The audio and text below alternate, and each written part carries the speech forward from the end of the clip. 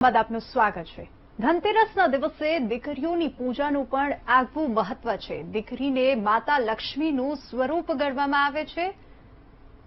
ત્યારે સુરતમાં આવેલી ડાયમંડ હોસ્પિટલ ધનતેરસના દિવસે દીકરીઓની કિલકારીઓથી ગુંજી ઉઠી। ધનલક્ષ્મીના દિવસે હોસ્પિટલમાં 13 દીકરીઓ સહિત એક સાથે 24 શિશુના જન્મ થયા। તમામ નવજાત બાળકો અને માતાઓનું સ્વાસ્થ્ય સારું છે।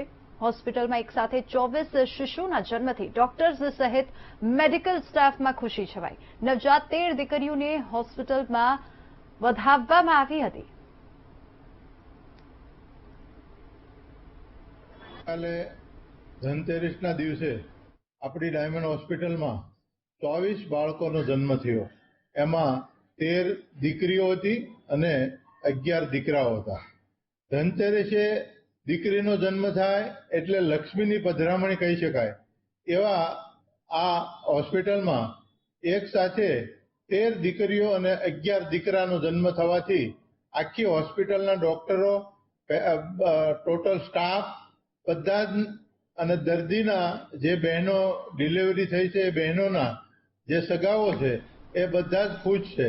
દરેક બાળકોની તબિયત સારી છે અને એની માતાની પણ તબિયત સારી છે। તો આ તરફ